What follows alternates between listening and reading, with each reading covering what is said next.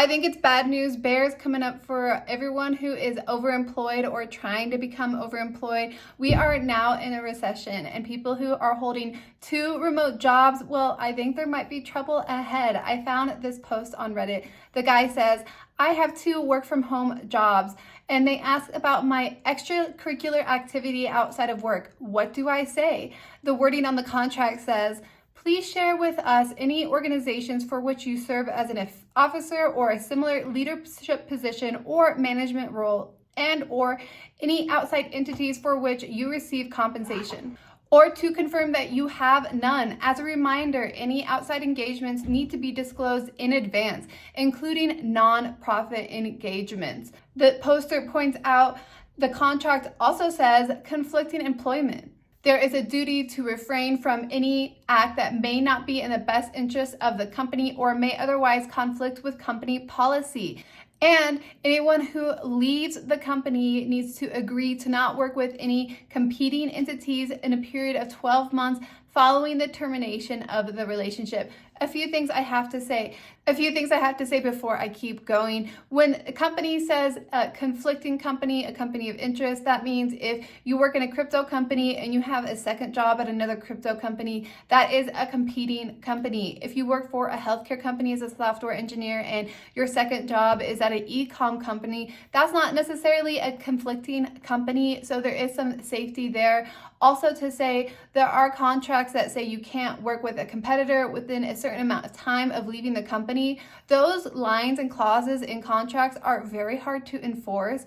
Tons of salespeople see those clauses all the time, yet they bring their clients from one company to the other all the time. Especially in companies like California, it's very hard to go after a lawsuit for that kind of thing. And most of the time, it is not worth the money. It's usually someone that's more vengeful, that's trying to come after you if they try to proceed with that kind of lawsuit. But generally speaking, I do think that the overemployed industry is at threat. We are in a recession. Shocking news. If you've gone to buy eggs recently, you know they're now $5 for a dozen of eggs, and companies are obviously going to feel the pain. As I have predicted in my videos, the number of layoffs would increase in January, and we are in mid-January, already seeing more layoffs than we saw in all of December, closing to the number of layoffs that we saw in November. And what happens in layoffs? Companies expect a higher performance for their employees. I would suspect a lot more companies are going to put out agreements that are asking to disclose any outside activities. Specifically, this company says even non-profit engagements, which says we want to know everything that you're doing so we can catch the overemployed people and let them go. Now, overemployed people do often hit their expected goals. There are some of them. I accidentally hired an overemployed person who just got a job to fail at the job and take the money until they got fired. Funny story, I caught him, he emailed us saying, oh, I need to return the laptop. Well, he just had a laptop from a different company completely, and he accidentally CC'd me in the email, exposing his little plan, I guess. But if you are an overemployed person, I highly suggest now that you cover your tracks.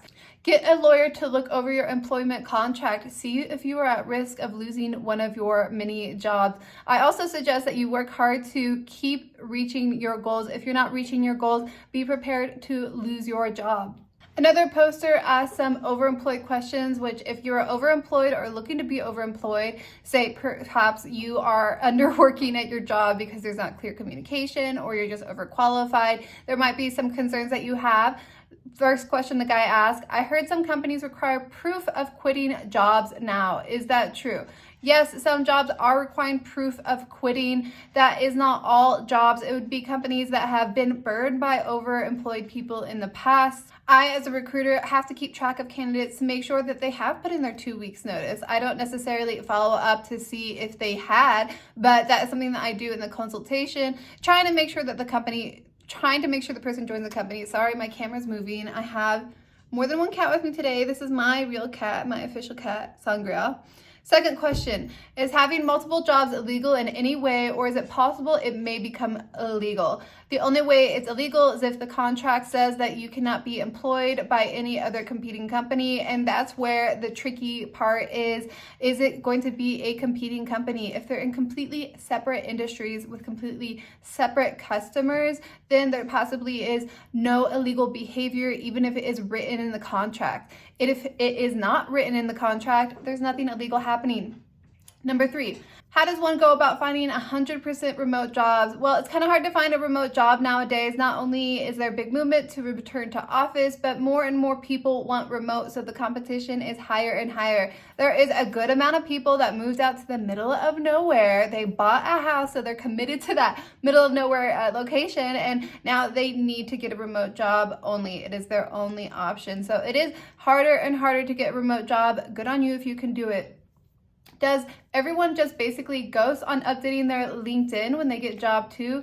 If you are overemployed, it is in your highest interest to not be on LinkedIn. It does affect your job search, but it is not unheard of people in tech not having a LinkedIn. I can understand recruiters can be annoying. As a recruiter, I know, but it is entirely possible to get hired without a LinkedIn. And if you are trying to have more than one job at once, not many companies like that idea. So it would be in your best favor to not even have a LinkedIn, or to only have it up for short periods of time during the job search, so there is little time for people to notice that you have more than one job. Number 5, would background checks in any way show being employed at multiple companies? Well, there's this thing called the Work Network. It's an Equifax report that shows any employment that can be requested. Now, the government has free access to that, obviously, because of taxes, but there is a way to get information on if you are employed. You have to be able to have access to that information, and you can freeze the Work Network account so that if job 2 is doing a background check, well, that won't pull up and they won't see your work history. You really have to keep your eye on that kind of thing to cover your tracks, but that's what being overemployed is all about, covering your tracks. Question number 6. Are there any other obscure ways people can find out if I was doing this overemployment that I may not be thinking of? Well, to be honest, the way that people find out is the word getting out, you opening up your mouth and telling too many people you are overemployed. So keep your mouth shut. Specifically, one commenter says, every instance I personally know of people getting caught overemployed is just getting the workaround. Local industries are surprisingly small, tight-knitted networks. So keep your mouth shut, keep a secret, and maybe you'll keep that extra job. And last question, any good sites people are using to acquire multiple jobs? That's an easy one. Indeed, LinkedIn. You can use Monster, which I think is a trash site. Not very many people go to Craigslist, but if you live in a tech megacity like San Francisco, there are developer jobs listed on Craigslist. If you're overemployed, it's basically a job itself to find new jobs, but that is the path that you have chosen. I do think, again, that overemployment is on the downtrend, primarily because of the recession, the increased number of qualified candidates on the job search due to layoffs, and the increased number of entry-level people willing to take a lower salary. I do think that front-end development and WordPress style development is an oversaturated field right now. So if you're overemployed in those kind of jobs, it's going to be a bit more hard work. The people who are best qualified to be overemployed are people who have a lot of experience, they're very skilled, they're capable of working a job a few amount of hours and still producing the amount of work needed. So overemployment is not that good for people who don't have a ton of experience, primarily because it's really hard for people to get their first job in tech right now. So if you only have 1 or 2 years of experience and looking for overemployment, best of luck to you. You're going to spend tons of time applying for jobs. But if you have 8 to 10 years of experience, like that developer I mentioned that I hired who exposed himself for being overemployed, he had 10 years of experience. So that's why we hired him. He was highly experienced. He passed the coding challenge. So if you are one of those people that's around that 10 years of experience mark, you are a good candidate for overemployment. But generally, I am a recruiter. I hate overemployed people. Not only do I have to spend all this time hiring them and then replace them later, but they cause a ton of drama when they don't perform at the level needed.